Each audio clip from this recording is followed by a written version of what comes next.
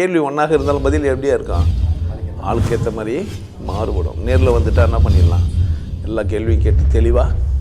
அதுக்கு தான் சத் சங்கம். என்னுடைய நோக்கம் எல்லாம் மனிதர்கள் எல்லாம் மகிழ்ச்சியாக இருக்கணும், அவ்வளோதான்.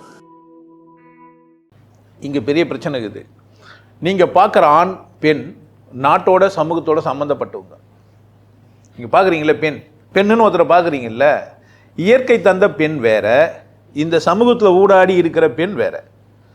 இயற்கை தந்த ஆண் வேற, இந்த சமூகத்தில் ஊடாடி வாழ்கிற ஆண் வேற. நீங்கள் எல்லா ஆணையும் ஒன்றாவோ எல்லா பெண்ணையும் ஒன்றா பார்க்குற இடம் வேறவா இருக்கணும். ஆனால் நம்ம இப்போ பார்க்கும்போது எப்படி பார்க்கணுன்னா, எல்லா ஆணும் ஒன்றும் இல்லை. ஒரு அமெரிக்காவில் இருக்கிற ஒரு ஆம்பளையும் இந்தியாவில் இருக்கிற ஆம்பளையும் ஒன்று கிடையாது.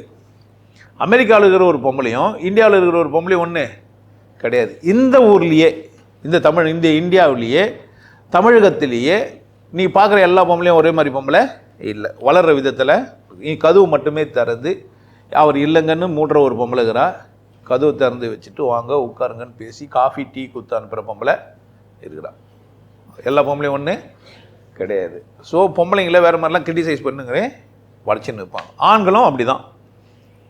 ஆனால் இந்திய தேசத்தில் இருக்கிற ஆண்கள் எப்படி இருப்பாங்க அப்படின்னு கேட்டிங்கன்னா, ஒருத்தர் பேட்டி கொடுக்குறாரு ஒரு குருக்கிட்ட போய் காத்துக்கிட்டு வந்து, அந்த குரு ஏதோ சொல்லி கொடுத்தாருனோடனே அவர் சொல்கிறாரு, நான் ஒரு போலீஸ்காரன், நான் உட்கார்ந்த இடத்துல எல்லாமே வரணும், இவ்வளோ திமிரில் நான் ஆடிட்டேன். யார்? அந்த போலீஸ்காரர் பேட்டி கொடுக்குறாரு. இது மாதிரி ஆடிட்டேன், என் மனைவி போன பேர் தான் எனக்கு வலிக்குது. புரியுதா? ஒரு பக்கம் ஒரு சின்ன ரீல் ஒன்று. அவர் கடைசியாக இருக்கும்போது என்னம்மா பேசினார்? போலீஸ்கார் கேட்குறாரு அந்த அம்மாவை. அந்த அம்மா கொலை பண்ணிட்டாங்க கணவரை. கடைசியாக அவர் என்ன பேசினார்? கடைசியாக ஒரு பேப்பருக்கு கண்ணாடி எடுத்துன்னு வர சொன்னார். என்னான்ட்டு? கண்ணாடி எடுத்துனுவா கோசலைன்னாரு. பேர்கள் மாற்றப்பட்டுக்குது. கண்ணாடி எடுத்துனுவா கோசலைன்னு சொன்னார். அதுக்கு ஏம்மா கொலை பண்ணிட்டேன்? என் பேர் மேரி. புரியுதா? என்ன பண்ணிட்டுக்கிறான் அந்த ஆள்? 2-3 இடத்துல வாழ்கிறான் போல. அவன் யார் கூட வாழ்றான்றது மறந்துட்டான் போல. திடீர்னு கண்ணாடி எடுத்துனுவா கோசலைன்னு உடனே மேரிக்கு என்ன ஆயிடுச்சு? அவன் வந்து கொலை பண்ணிட்டான். ஒரு ஆம்பளை ஏதோ ஒரு பொம்பளை பார்த்தா போனான் அவன் இஷ்டம் சனியன்னு விடுற அளவுக்கு தைரியம் இந்த இந்திய பெண்கள் கிட்ட கிடையாது. இன்னொரு ரீல் ஒன்று, அதில் என்ன சொல்கிறாரு, கொலம்பஸ் கண்டி இந்திய பெண்ணை கல்யாணம் பண்ணியிருந்தா அமெரிக்காவை கண்டுபிடிச்சிருக்க மாட்டார். எப்போ தான் போகிறீங்க, எங்கே தான் போகிறீங்க, எப்போ தான் வருவீங்க, சாப்பாடு எதனா கட்டி கொடுக்குவா தான், அங்கே தண்ணியெல்லாம் வசதியாக இருக்குமா, எண்ணெய் தேய்ச்சி குளிப்பீங்களா, ஒரு ஆணையம் கைட்டு ஒன்றான்னு விட்டுருப்பாரு. ஐயோ, இன்னும் ஒரு சாதாரண கேள்வி கேட்டது ஏதோ இவ்வளோ பிரச்சனை இருக்குதுங்க. இவ்வளோ பிரச்சனைக்கு அப்புறமா தான் இந்த கேள்வி நீங்கள் பதில் சொல்ல முடியும். இது பேசும்போதே உங்களுக்கு கேள்வி புரிஞ்சாலும் புரிஞ்சுட்டு இருக்கோம். ஓ, இதான் பிரச்சனையான்ட்டு. அந்த வன்முறை கும்பல் ஆண்கள் அக்கா காதலிக்கிறா, தம்பி போய் காதலனை வெட்டுறான், அக்கா வெட்டல. இது ஜாதியெல்லாம் பார்க்குறீங்க நீங்கள். தொம்மா ஜாதி பிரச்சனையே கிடையாது. இது நீங்கள் ஜாதியாக பார்த்துக்கிறீங்க. குடும்ப அமைப்பும் குடும்ப ஒழுக்க முறையும் இப்படி இது அசிங்கமா சுதந்திரமற்ற மனிதர்களை உருவாக்கி வச்சுக்கிறீங்க நீங்கள். ஒரு பெண் சுதந்திரமா இருக்கிறது இல்லை, ஒரு மனைவி ஆகிட்டா சுதந்திரமா இருக்க விடுறது இல்லை. கணவனுக்கும் சுதந்திரம் கிடையாது, வேற மாதிரி இருக்கும். காலையில் போகும்போது எங்கே போகிறீங்க, சாப்பிட்டீங்களா, இப்போ நான் நைஸா வந்து நேரடியாக ஏன்டா போகிற அப்படிலாம் கிடையாது. ஆஃபீஸ் 8 மணிக்கு தானே, ஏன் 6 மணிக்கெல்லாம் ஏந்து போகிறேன்னா என்ன பண்ண முடியும்? சைக்கிள் இருக்குது, பைக் இருக்குது, கார் இருக்குது, ஏன் நந்து போகிறேன்னு கேட்டால் என்ன பண்ண முடியும்? சரி, வாக்கிங்கும் போன மாதிரி இருக்குமேனு போகிறான் அந்த மனுஷன். நான் ஒத்துக்கா போகிறா? ஒருத்தர் முந்தின தான் போன வாரத்தில் ஒருத்தர் கவிதை சொன்னார். தாத்தா சுதந்திரத்துக்காக போராடி கொண்டே இருந்தார், கடைசி வரை தரவில்லை விடுதலை பாட்டு. இப்போ சொல்லு, பெண் ஏன் சுதந்திரமா இருக்கிறா, செத்துட்டு பிறகும் இன்பமாகிறா, ஆண் ஏன் இல்லைன்னு கேட்டியான்னா, பெண் அவளை நம்பி அவளை வாழ்றா. அவளுக்கு ஒரு காஃபி வேணும் போட்டு குச்சிப்பா, ஒரு டீ வேணும் போட்டு குடிச்சுப்பா, குளிக்கணும்னு தோணும் போய் குளிப்பா, தூங்கணும்னு போகணும் போய் தூங்குவா, நீ டிவி பார்ப்பா, ஏதோ ஒன்று பண்ணிக்க முடியும். ஆண் எல்லாத்துலேயும் பெண் இல்லாமல் செய்யலை. எல்லாத்துலேயுமே குளிக்க போகிறான்னா குளிக்க போகிறேன்ட்டு போயிடுவான். எதுக்கு? டவுல் வச்சுன்னு காத்தணும். இப்போ யாருன்னா நானா சொன்னேன் டவுல் வச்சுங்கன்னு? நானும் எங்கள் மாமாலாம் 2 ஸ்டெப் மேலே போயிட்டோம். ஜெட்டி எடுத்துன்னு வந்து வச்சுருக்கணும். புரியுதா? உங்களில் யாருன்னா கூட இருக்கலாம், எனக்கு தெரில. அப்படியா? ஆமாம், ஜெட்டியெல்லாம் எடுத்து வைங்க. குளிக்க போகிறேன்னு என் பொண்டாட்டிகிட்ட எதுக்கு சொன்னேன்னு கேட்டீங்கன்னா, இப்போ பொண்டாட்டி இல்லை, குளிக்க போனால் யார்கிட்ட சொல்ல? குளிக்கு போனாவே பிரச்சனை. சும்மா உட்காந்துக்கின்னு பேப்பர் ஏற்ற செஞ்சு அப்படின்னா போதும். அண்ணா என்ன அர்த்தம்? தண்ணி வேணுமாங்க, டீ வேணுமாங்க, காபி வேணுமாங்க. இப்போ எத்தனை வாட்டி இருந்தாலும் இப்ப இந்த ஆண் இன்னும் எப்படி வளரல, எப்படி வளரல, இருந்தால எப்படி வாழல. இப்ப பிரச்சனை எங்க எங்க பிரச்சனை? அவங்ககிட்ட தான். நல்லா செஞ்சு வச்சுக்கோ. யாரோ உன்னை தூக்கின்னு போறாங்கன்னா உன் கால்களை மறக்க சொல்றாங்க. உன்னை தூக்கின்னு போறாங்கல்ல, தூக்கின்னு போறாங்கன்னு சந்தோஷமா இருக்குது நீ நினைக்கிறல்ல, உனக்கு என்ன இல்லாம ஆயிடும். உன் கால்கள் செயலிழந்த கால்களா மாறிடும். அதனால அப்படிலாம் அவ்வளோ பண்ண கூடாது, குற்றம். புரிஞ்சு வச்சுக்கோங்க. அப்போ உங்களுக்கு உதவுறவங்க தான் உங்களுக்கு ஆபத்தானவங்க. ஏன்? அப்புறமா உன்னால ஒன்றும் செய்ய முடியாது. அவங்க இல்லைண்ணா முடிஞ்சிடும். இப்ப சொல், பெண் இல்லாம ஏன் ஆனால? தம்பிக்கு ஆளே இல்லை. இப்ப மருமவ கிட்ட போய் தேடுவார். அதை வீட்டில் புள்ள தானே, அவ்வளோ இருக்கிறாளே, அவ்வளோ காப்பி குடிப்பான்னு இரும்பி பார்ப்பாரு. அவளுக்கு இவர் கேட்காது. மாமா காபி சாப்பிட்றீங்களான்னு நம்மளை கூப்பிட்ட மாதிரியே இருக்கும். என்னையாம்மா கேட்ட? இல்லை மாமா. ரெண்டு பேருமே மாமான்னு கூப்பிட்டா இன்னும் பிரச்சனை உனக்கு. புரியுதா? அதனால வீட்டுக்கு போகிற மருமகளுங்க ரெண்டு பேரையும் மாமான்னு கூப்பிடக்கூடாது. உன்னை பெருசுன்னு கூப்பிடணும், உன்னை மாமான்னு கூப்பிடணும். சில பேர் புத்திசாலித்தனமா பெரிய மாமானுவாங்க. இன்னும் சில பேர் அப்பான்னு கூப்பிட்றவங்களுங்கிறாங்க. இல்லை கணவனை பேர் சொல்லி கூப்பிட்டு இவரை மட்டும் மாமான்னு மரியாதையாக பேசுவாங்க. அது ஒரு சில்லுன்னு பாம்பல. என்ன இருந்தாலும் நம்ம பிள்ளைய விட நம்மளை தான் மதிக்கிறான்றது ஒரு பெரிய கிக்கு அவனுக்கு. அவனை பேர் சொல்லி கூப்பிட்டுடணும். அந்த நான்சென்ஸை யாரை கூட படுக்கிற புறம்போக்கு உருவாக்கி தந்தோன்னா மரியாதையாக செல்லுங்க. இங்கே பிரச்சனை எதனால் புரியுதா? இது அமெரிக்காவில் ஒரு ஆம்பளைக்கு பொண்டாட்டி சேர்த்துட்டான் நான் துக்கப்படுவான்னு நினைக்கிறீங்க? ஐயா அது சுகி சொமாட்டாக்குதுன்னா அவன் பொண்டாட்டியே இருந்தா கூட இவனே போய் பிரெட் எடுத்துன்னு போய் உள்ள போட்டு எடுத்து ஆம்லெட்டு போட்டு என்ன பண்ணுவான்? இது கூட சொல்லலாம். அந்த அக்கா கோச்சிப்பாங்களா தெரியல. ஒரு நாட்டில் ஒரு ஆளுகிறாங்க எனக்கு தெரிஞ்சவங்க. அவங்க அழுவாங்க என்கிட்ட. நான் வாப்பா என்னத்துக்குன்னு கேட்டா, அவரே காலையில் இருந்து எல்லாத்தையும் பண்ணிக்கிறேன். அந்த ஷாட் இருக்கும், காஃபி மிஷின் இருக்கும், போட்டால் வந்துடும். ஃப்ரான்ஸு தெரிஞ்சிட்டு இருக்கோம் அவங்களுக்குன்னு நினைக்கிறேன். பரவாயில்ல இருந்துன்னு போட்டோம், தப்பா இதுக்கு திட்டினா கூட திட்டோம். அவரே கிச்சன்லாம் சுத்தம் பண்ணி ஆஃபீஸுக்கு போய்ட்டு இங்கேருந்து வந்து ஏமாந்து நிற்பாங்க. அவங்க என்னன்னா இங்கே இந்தியாவிலேருந்து வளர்ந்து அங்கே போனாங்களா, இருந்தாலும் அதே மாதிரி நம்மளை எதிர்பார்ப்பான்னு நினச்சிக்கிறாங்க. அந்த ஃப்ரான்ஸில் வளர்ந்தாலே யாருமே மதிக்க மாட்டான். புரியுது என்ன சொன்னேன்? அவர்கிட்ட கேட்டேன் நான், இது மாதிரி இருக்குது என்ன பாவம் அந்த பிள்ளை அப்படின்னு. ஏன் அப்படின்னு கேட்பேன். எப்போ பார்த்தாலும் அந்த பிள்ளையை கூப்பிடணும்னு நினைக்கிறா அப்படின்ட்டு. தனி பெட்ரூமு, இப்போ புருஷன் முன்னாடி ஒரு பெட்ரூம் தானே இருக்குண்ணா. ஏங்க அப்போ சரி எல்லாம் சரிங்க, பெட்ரூம் தனித்தனியாக இருக்குதுன்னு நான் கொட்டு விடுவேன். 4 மணிக்கு எழுந்து லைட்டை போடுவேன். நைட்டு புக்கு படிக்கணும் போல இருக்கும், புக்கை படிப்பேன். இல்லை அந்த பிள்ளைக்கு டிஸ்டர்ப் ஆகாதான்றாரு. அவர் எவ்வளோ அன்பாகிறார் தெரியுதா? ஆனால் அவங்க என்ன தெரியுமா சொல்கிறாங்க, என்னை விட்டு தனியாக போயிடுறாரு, எதுக்கு கல்யாணம் பண்ணினாரு. எழுந்து பார்த்தா பக்கத்தில் புருஷன் இருப்பான்னு பார்த்தா காணாமல் போயிடுறாரு.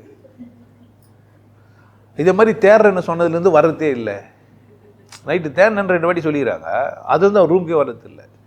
நைட்டில் இருந்து தூங்காமல் போயிடுறாளே பாவம். நீ முதல்லேருந்தே தூங்கினு இந்த கம்பெனி தூங்கிட்டே என்ன ஆகிடா. இப்போ அவர் பிரச்சனை எப்படி? அப்போ ஆண் எல்லாம் ஒன்று இல்லை. துக்கப்படுறதுக்கு காரணம் வளர்ந்த விதம்.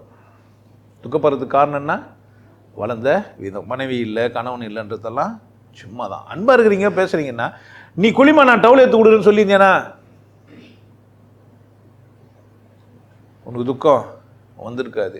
இவ்வளோ தூரம் நெருக்கமாக வாழ்ந்திருந்தேன்னா செத்தே போயிட்டு இருப்ப கூடவே. ரொம்ப நெருக்கமாக 2 பேரும் ஒன்றா வாழ்ந்தீங்கன்னா என்ன ஆயிடுவீங்க? ஒன்று இல்லாமல் ஒன்று இருக்க முடியாது. நீ பொண்டாட்டி விட்டு இருக்கும்போதே நீ குற்றவாளி தான்.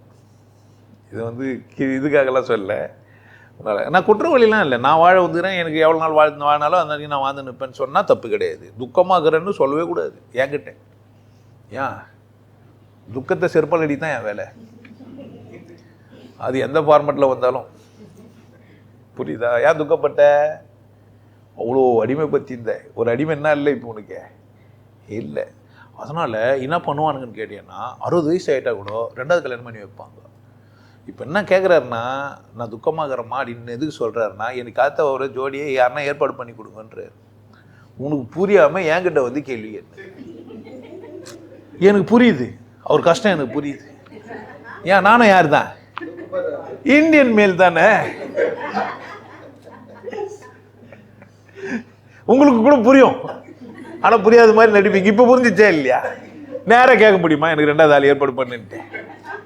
அப்போ என்ன சொல்லணும், பொண்டாட்டி இல்லாமல் போய் ஃப்ரெண்டுக்கிட்ட போய் அழுவோம், என்னடா ஒரு டல்லாகிற, பொண்டாட்டி இது வரைக்கும் அது வேற உலகங்க. என்ன அர்த்தம், எல்லாம் ஏற்பாடு பண்ணுங்கடா, போய் பிள்ளைகிட்ட மருமகிட்டலாம் சொல்லுங்க, என்ன பண்ணுங்க. ஏன் இப்படி திடீரான் அவன்? நேராக கேட்க தெரியல, என்னை பார்த்தானா வீடியோ பார்த்தா கேட்டுருவான். இது வரைக்கும் எனக்கு அடிமை இருந்தாங்க, எனக்கு செய்யறதுக்கு ஆள் இல்லை, என்ன பண்ணுங்க, ரெடி பண்ணுங்க. எனக்கு இது தப்பே கிடையாது, என்னை பொறுத்த வரைக்கும் தைரியம் வேணுன்றேன். நான் என்ன பிரச்சனை, நான் அப்படி தான் வளர்ந்தேன், எனக்கு அப்படி தான் வேணும். அப்படி ஒரு பிள்ளை இருக்கிறாங்க, அப்படி தானே. சர்வன்ட் மெய்டெல்லாம் வேலைக்காரங்க அதெல்லாம் வேணாம், எனக்கு பென்ஷன் வருது, நான் பாதி குத்துக்கிறேன், ஏதோ ஒன்று பண்ணிக்கிறேன், நான் கல்யாணம் பண்ணிக்கிறேன் சொன்னால் என்ன பிரச்சனை? என்ன மாதிரி யாரும் இருப்பாங்க, இல்லை விதவிங்க இருப்பாங்க, வாழ்க்கை இல்லாமல் இருக்கும், அவங்களுக்கு ஒரு வாய்ப்பு தானே, என்ன பிரச்சனை? கோழைங்க, புரியுதா? தீர்வு இருக்குது. எப்படி வளர்ந்தா என்ன தீர்வு இருக்குதா இல்லையா? உனக்கான ஒருத்தர் இங்கே எப்பவுமே இருக்கிறாங்க. ஒரு ஏழையை கல்யாணம் பண்ணினே வாழலாம், ஏன் வாழ வேணாண்ணா உன்னை கேட்டால் அந்தஸ்துன்னுவான். என் பேரனுக்கு பொண்ணு பார்த்துங்கிற வயசில் போய் நான் பொண்ணு பார்த்தா நல்லா இருக்குமான்னு கேட்டான். பேரனுக்கு பொண்ணு பார்த்தா உனக்கா பார்த்தாங்க? நான் கண்டிப்பாக அப்படியே தான் சொல்லுவேன், அது பேரனுக்கு எனக்கு பாருங்கன்னுவேன். நான்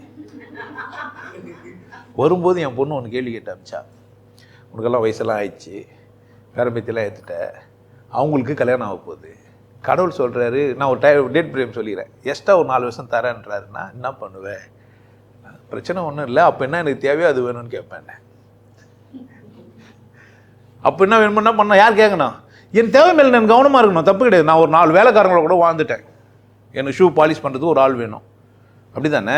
சட்டை அயன் பண்ணி தரத்துக்கு ஒரு ஆள் எனக்கு வேணும், என் காரை ஓட்டுறது ஒரு டிரைவரு எனக்கு வேணும். அந்த மாதிரி நான் ஷேர் பண்ணிக்கிட்டு ஒரு பொம்பளை போகணும், என்ன பிரச்சனை? வெளிநாட்டிலன்னா இதை பண்ணிட்டு போயினே இருப்பான், என்ன பண்ண மாட்டான். இது ஒத்துக்காத பிள்ளையா நீ போ தம்பின்றுவான், இது ஒத்துக்காத பொண்ணா வானா போமான்ருவான். புரியுதா? நீங்கள் என்ன பண்ண மாட்டேன்றீங்க, உங்கள் தேவை மேலே உங்களுக்கு அக்கறை இல்லை, உங்களுக்கு என்ன தேவைன்னு உங்களுக்கு தெரியல. துக்கமாக வேணா இருந்துடுறேன், ஆனால் தேவையை மட்டும் நிறைவேற்ற மாட்டேன். தப்பு அதெல்லாம். நான் இதுக்கு மேலே சொல்ல முடியும்னு நினைக்கிறீங்க? எல்லாத்தையும் சொல்லிட்டேன். கேட்ட கேள்வின்னா பொண்டாட்டி, இப்போ பொண்டாட்டி தனியாக இருந்தா அதே மாதிரி குளிக்க போகும்போது டவுல் எடுத்து போய் நிற்கிற. இப்போ நீ யாரோ குளிக்க போகிற மாதிரி காலையிலேருந்து டவுல் கொடுக்கறதுக்கு ஒரு ஆள் இல்லை. நல்லா சமைக்க சில பேருக்கெல்லாம் சமைக்க மாட்டாங்க, கணவன் இல்லை, நான் இந்த பொம்பளை என்ன பண்ண மாட்டாருன்னாக்கா நான் மட்டும்தானே கஞ்சி காய்ச்சி குச்சிக்கிறேன், ஏன் ருசியாக வாய்க்கு ருசியாக சாப்பிட்டு ஒரு ஆம்பளை இல்லையேன்னு காது நிற்பாங்க. யாருன்னா என்ன மாதிரி ஆளு கூப்பிட்டு சோறு போட்டாக்கா போகாமல் போயிடுவாங்க. வாய்க்கு ருசியாக செஞ்சு அமிச்சிட வேண்டி தானே பார்சல். இப்போ வீட்டில் சரியாக சமைக்க முடியலன்னா வாய்க்கு ருசியாக என்ன என் பொண்டாட்டி விட மாட்டேன், அப்படி தானே. நீங்கள் ரகசியமாக குழம்புக்கு வந்து கொடுத்துட்டு போக வேண்டியது தான். நான் தானே இருக்கிறேன், என்ன மாதிரி எவ்வளோ பேர் இருக்கிறாங்க. யாருன்னா குத்தா வானா நான் சொல்ல போகிறாங்க. புரியுதா என்ன சொல்கிறேன்ட்டு? பொம்பளைக்கும் அதே பிரச்சனை தான். தனியாக இருக்கான், பொண்டாட்டி புருஷன் இல்லைன்னு வச்சுக்கேன், இப்படி வாழ்ந்துட்டாளா, கல்யாண வீட்டுக்கு எப்படி போகிறது, மூலியாக போய் எப்படி நிற்குது, ஆசீர்வாதம் பண்ணுறதுக்கு என்ன ஆசீர்வாதம் பண்ணுறதுக்கு ஒரு ஆம்பளை கூட்டிகிட்டு போனால் பிரச்சனைன்னு கேட்குறேன் நான். ஆமாம், நேற்று வரைக்கும் தாத்தா வந்து ஆசீர்வாதம் பண்ணாடுறா, இப்போ இவர் தான் தாத்தா அப்படின்னு ஆசீர்வாதத்தை. ஏன்னா ஜோடி நிற்கணும்னு சொல்லிட்டுக்கானா இல்லையா உன் மதத்தில்? பிரச்சனை எங்கே என்ன சொல்லிடுறான் அவங்க? நீங்கள் தாம்பத்தியமாக பண்ணுறப்ப தம்பதியராக வந்து தான் வாழ்த்தணும், அப்படி தானே. தாத்தா நான் பிரச்சனை இல்லாமல் இருக்கிறேன்ட்டு, உங்களுக்கு பிரச்சனை 2வது கல்யாணம் பண்ணிக்கூடாது 3வது கல்யாணம் 5 புருஷனை கூட வாழ்ந்த கதை உங்கள் கதை தான். வீட்டுக்கு இருக்க வாசி எழுதி கொடுத்தான், 5 புருஷனோட வாழ்ந்தவ யாரு? அப்புறமா என்ன உன் வீட்டில் உன் பொண்ணு பாஞ்சாலின்னா உன்னால் ஒத்துக்க முடியல, யார் பிரச்சனை இது? அப்போ பாஞ்சாலிக்கு அதே தப்புன்னு சொல்லணுமா இல்லையா? பிள்ளைங்கிட்ட என்ன சொல்லி வளர்க்கணும்? பாஞ்சாலி மாதிரி ஒரு இல்லைம்மா, இது மாதிரி 5 பேர் கூட வாழ்ந்துருக்கிறா முண்டை திட்டணுமா இல்லையா? இந்த கதையெல்லாம் நீங்கள் படிக்கிறீங்க, இது வர புனிதம் வர சொன்னுங்கிறானுங்க, அப்படி இருக்கக்கூடாது ராசி எல்லாம் சொல்லணுமா இல்லையா? பொண்ணு மேலே பாசமாகறவன் என்ன சொல்லணும்? ஆமா, பாஞ்சாலி கோயில் கட்டி கும்பிட்றான்றான், அப்படித்தானே. எவனோ ஒருத்தையை வச்சுன்னு நாடகக்காரையை கூட டான்ஸ் ஆடி இருந்துக்கிறான் மாத்த. அவனுக்காக நீ ஏன் சிலம்பு எடுத்து போய் சண்டை போட்டு அறுத்து போட்டு வந்த? கண்ணைக்கெல்லாம் உன் வாழ்க்கையில் வானா சொல்லணுமா இல்லையா? சொல்லணுமா இல்லையா? அப்போ என்ன செஞ்சு வச்சுக்கிறீங்க? நான் தான் குற்றவாளின்ற மாதிரி என் பக்கம் திரும்புறீங்க. ஜாதியில் மட்டமாக போயிட்டா நீங்கள் எதை வேணா சொல்லுவீங்க, ரேட் பண்ணாடாங்க வீடியோ பார்க்காதரா மயிருன்றேன் நான். என்னங்க பார்த்துன்னு இருக்கும்போது திட்டுறீங்களே, நீ பார்த்து ஏன்டா கமெண்ட் எழுதி வேதனா போகிற? நன்றி சொல்கிறவங்களுக்கும் பார்க்குறவங்களுக்கும் தான் நான் பேசிக்கிறேன். என்ன பண்ணக்கூடாது, பிடிக்கலண்ணா அங்கேயே ஆப் பண்ணிட்டு போய நாயே, நானும் உன்னை பார்த்துக்கிட்டே வேலைங்கிற மாதிரி. புரிஞ்சிச்சா? ஏன் ஆண் இல்லாமல் பெண் இல்லாத சமூகம் ஏன் வாழக்கூடாது? என்ன பண்ணல, நீங்கள் என்ன கற்றுக்கல? ஆணோட வேல்யூன்னா எவ்வளோ தூரம் அவனை வச்சுக்கணும், ஒரு பெண்ணோட வேல்யூனா அது எவ்வளோ தூரம் வச்சுக்கணும்னு நீங்கள் புரிஞ்சிக்கவே இல்லை. எவ்வளோ தூரம் நேசிக்கணும்னு உங்களுக்கு தெரியவே இல்லை. என்ன பண்ணுகிறீங்க நீங்கள் ரெண்டு பேரும்? சொம்மனை கூட்டாட்ட ஆட்டு காணாமல் போனவொடனே திட்டின்னு சந்தேகம் பண்ணு, கடவுளை வர திட்டுருது. என் பொண்டாட்டி ஏன் சீக்கிரமாயிட்டுன்னு போயிட்டேன்னு நிம்மதியாக இருப்பந்தாண்டான்னு வர அவரு. புரியுது என்ன சொல்கிறேன்ட்டு? நான் இந்த கதையை கூட சொல்லிட்டேன்ப்பா, கொட்டா போட்டுருந்தேன். அப்போ 500 ரூபாய் தான் ஒருத்தர் வந்தாங்க. மாதிரி கணவன் செத்துட்டாரு, தோசைலாம் சுட்டு கொடுப்பாரு, போயிட்டாரு. உடனே நான் சொன்னேன், கணவன் செத்துட்டாரு, போய் பட்டு நீங்கள் சந்தோஷமாக இருப்பீங்க என்ன. உடனே எங்கள் அக்கா கிட்ட சொல்லி இந்த மாதிரி ஆள் கிட்டிட்டு போய் விட்டேன் என்ன. எங்கள் அக்கா என்ன திட்டினாங்க, இது மாதிரிலாம் சொல்லலாமாடா, தப்பு இல்லையான்னு. 3 வருஷம் சாமியார் கூட போயிட்டா. சாமியார் பேரை சொல்லுவேன், மெஜர் ஆகிடுவீங்க. எப்படா சொன்னேன், அதெல்லாம் ஞான திஷ்டிக்கா தெரியுது இல்லை.